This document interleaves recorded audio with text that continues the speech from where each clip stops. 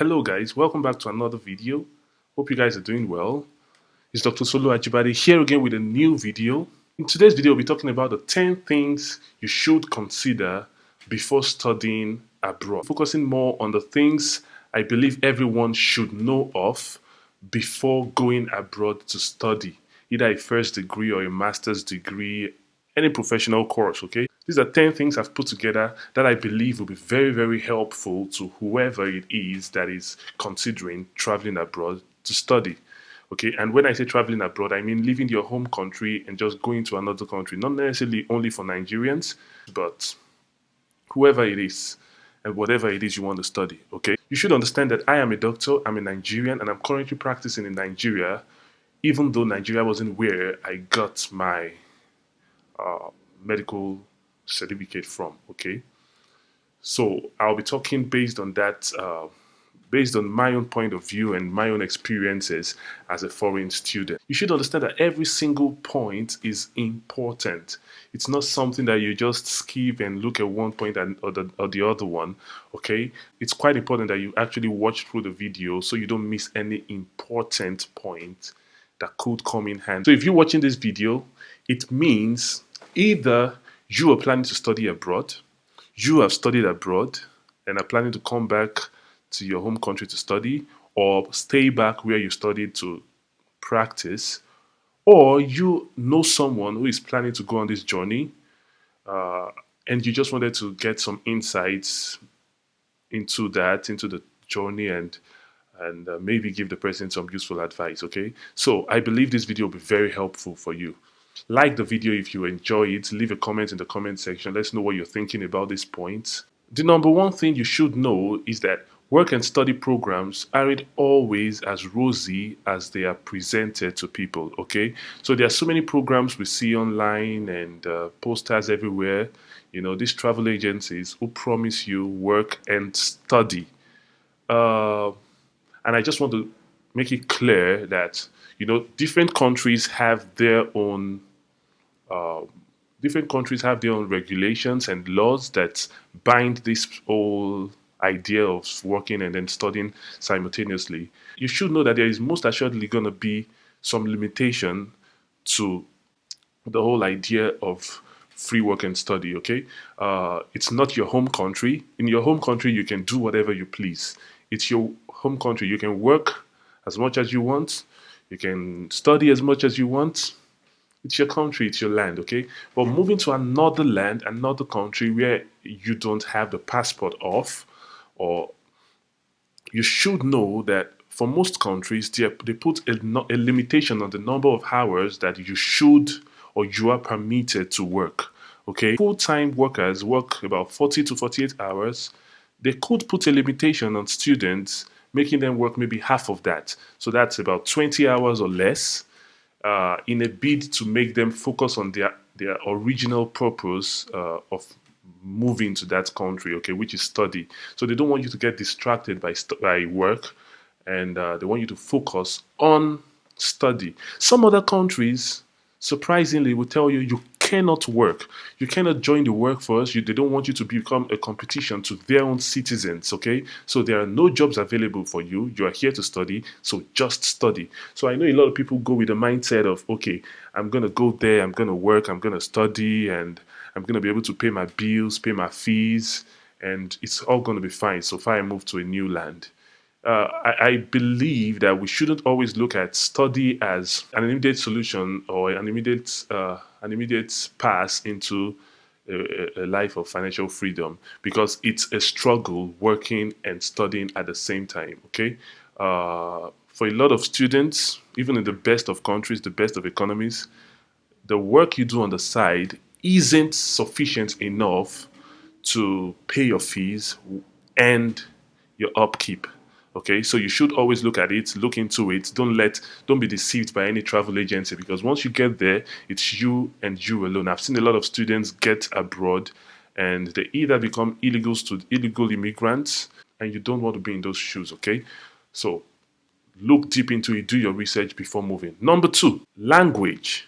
Language could be a big challenge. Okay, for example, where I studied, the lingua franca of the country was totally different from English language, which was my own mother tongue. Okay, so I had to adapt. It saw me actually learning to gesticulate a lot, explain whatever I was trying to say to people before they could understand me.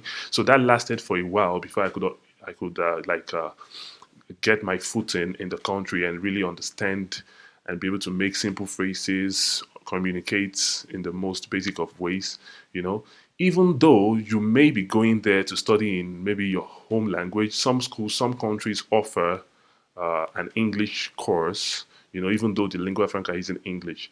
But besides the study language, living in the country for years takes a lot of it takes a lot from you when you're not able to speak the language. You lose out on interactions with people, building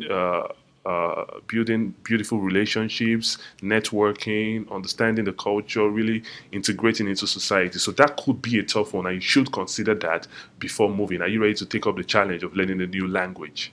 For most countries, it's that way. Okay, I'm not saying it's the same for all countries. Okay, so the third point here is culture. Okay, cultures are different. As cliche as it may sound, it's quite important that it is emphasized because it cannot be overemphasized, in my opinion. Because you don't go into a new country carrying your own culture with you and believing that you could just wing it uh, without having any gaffes or you know making mistakes, cultural errors, in the new land. Because some things you consider normal are actually very abnormal to some other people. They say one man's food is another man's poison. What I would advise is be ready to accept a new culture and learn. Because most people find it quite insulting when a foreigner is in their land and trying to enforce his or her own culture on them, trying to impose, trying to not willing to adapt, not being malleable and flexible to learning their culture and living the way they do. Okay?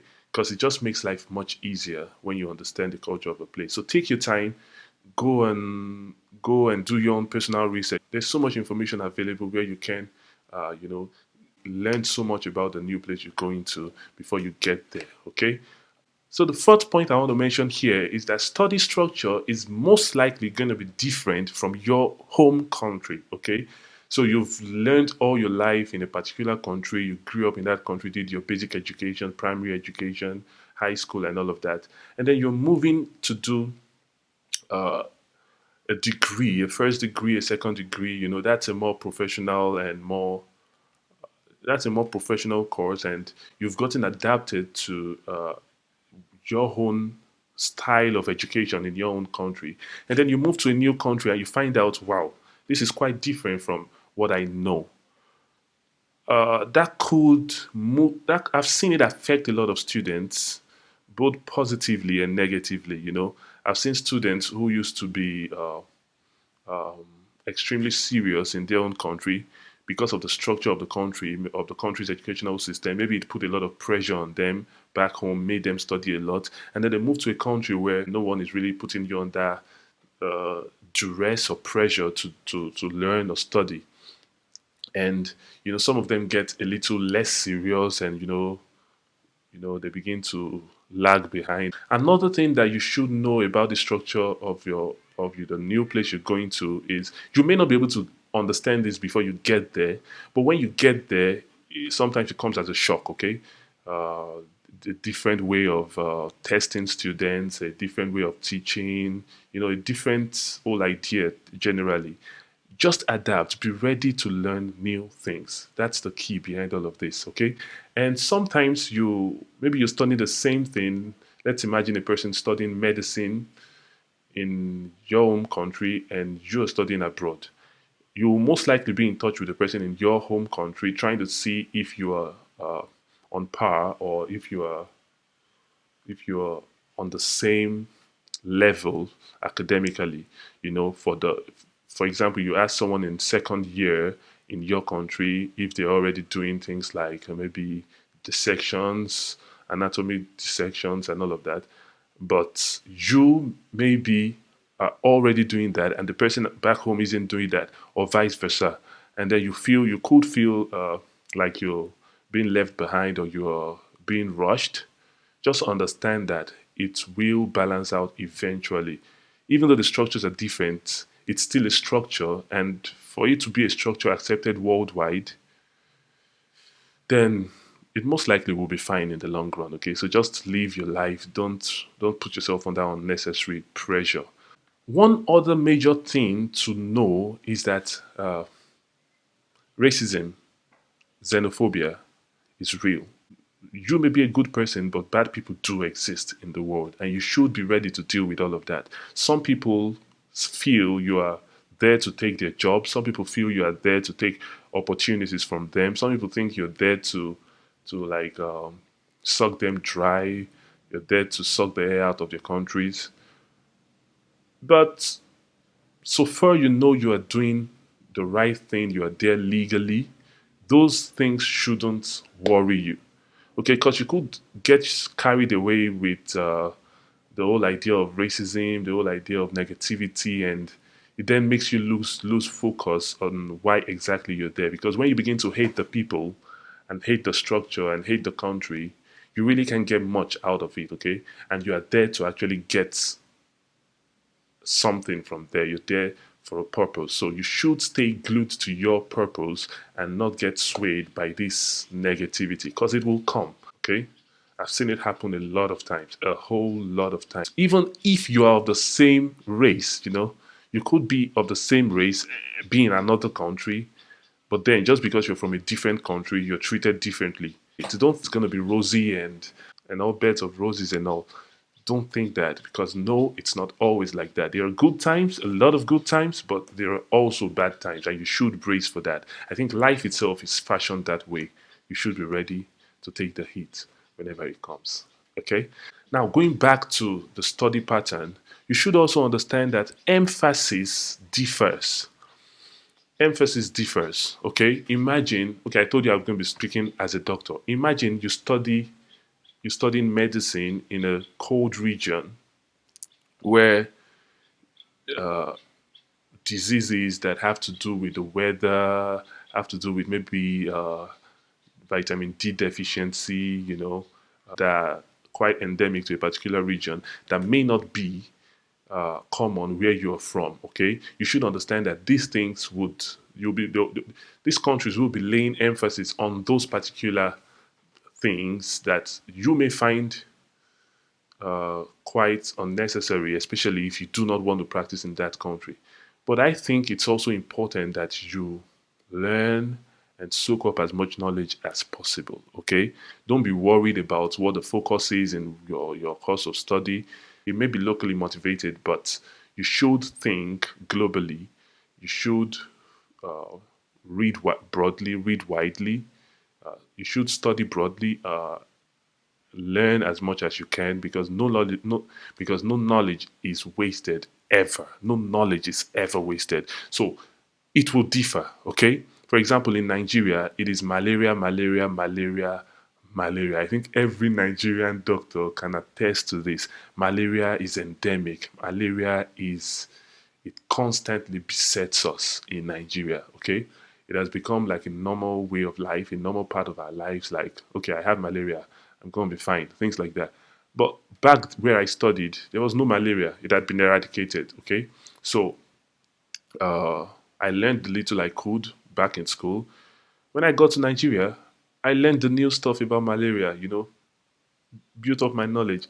And I'm all right, okay? It's no big deal. It's no big deal. That's one thing you should know. Don't be discouraged. Don't let the naysayers move you, okay? You're gonna be fine.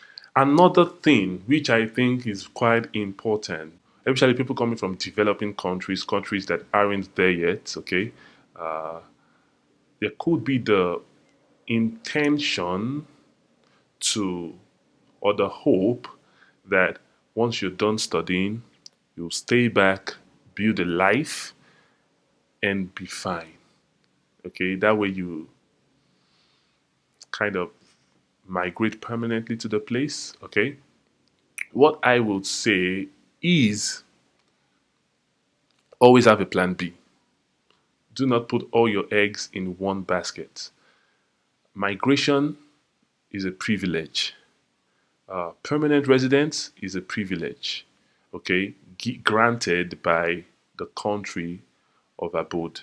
So you shouldn't feel like it is guaranteed because this is life. Nothing is ever guaranteed, okay? So do not always feel like you will go there and you'll build a life. Yeah, you can nurture that ambition, but have a plan B because sometimes staying back may not be guaranteed. Okay, it could hinge on a lot of things like securing a good job, a whole lot of other things. Okay, depending on the country. So you think of what happens if you cannot stay back or if you're not allowed to stay back and you have to come back to your country. Okay, how do you deal with that? What are your plans? Okay, so always have that in your at the back of your minds because your country is always where you would all your country is where you will always be welcome. Okay, so think of what if this doesn't work? What do I do next? Okay. And if it works, good. If it doesn't, have a plan B. That's all I'm saying. Okay. I think we're on number 9 now. And thank you for listening so far. I believe you've gained a lot thus far. Have you subscribed yet? Tell me you have, please. Tell me you have. Because there is a lot more coming. Okay. Like the video, share it with a friend. This information shouldn't be heard by just one person. Okay, share it, like it. Let's know what you want to hear. Okay. Number 9. So licensing isn't always straightforward. Licensing isn't always straightforward. Okay. What I'm trying to say here is the fact that you studied in a particular country doesn't guarantee that you're gonna work in that country. Okay, now different countries have different rules that govern these things. A lot of countries that I've seen that accept a lot of students, they don't necessarily give you an opportunity to practice immediately. It depends, okay? Some countries do. I'm not saying all of the countries. Some countries do, but you should know that it is not always guaranteed. Licensing is not always guaranteed. And for those also planning to come back to their home country, you should understand that it's also not guaranteed. You don't just come back home and start practicing as a doctor, for example. I know what it took me to start practicing here. I had to learn a lot, like the malaria I mentioned about. Had to learn a lot about that. I learned about so many other diseases that affect Nigerians. Understand the practice structure, understand the guidelines. So all of these things matter. Okay, you find yourself doing a lot of exams just to be on the same level as the people either back home or who studied in the same country as you but as citizens. Okay, so you should put that to heart. It could take another, especially for those coming back home. I can speak for doctors coming back to Nigeria. It could take another 1 year of your life. So if your medical school is 6 years, just plan 7 years, okay? Because it takes up to that to get prepare for the exams, for the licensing exams, sit the licensing exams, pass the licensing exams, uh, do your induction, whatever ceremony, search for jobs, and then start working. So it takes a considerable amount of time, and you should put that into consideration when planning for the future. Okay. Also, you should be ready for those coming back home who study abroad and plan to come back home. You should be ready to sometimes feel like you should be ready to at some point feel like an outcast. Okay, because the system just has this way of making you feel different and from every other person. You see your mates that studied the same thing you studied, uh, but just because they studied in that country, they have an easy passage into the workforce. But you have to go the extra mile to prove yourself. You know that happens. One other thing I'll tell you is it may make you feel, this imposter syndrome could be worse for you, but when you're ready for something, it doesn't hurt as much. and you will get over it. It will pass, and you all get on the same level. So this happens. You should be ready for that. I just needed to give you a heads up, okay? And the last thing I want to say here before I go is you are going to be fine eventually. If it is what you want to do, if you want to go study abroad, do it. Sincerely, do it. You're going to meet up with a lot of challenges along the way. Sometimes you're going to cry if you're a crybaby, you know, but it's going to be fine eventually. You're going to be all right, okay? You're going to be all right. So just do your due diligence, do as much research as you can, study, ask questions, and you will be all right. So that is it for this video. Thank you very much for watching. See you in the next one. Don't forget to like, share, and subscribe. Hit the button, okay? Hit the subscribe button. Don't just stare it in the face. Hit it, okay? And I'll see you in the next one. Thank you very much.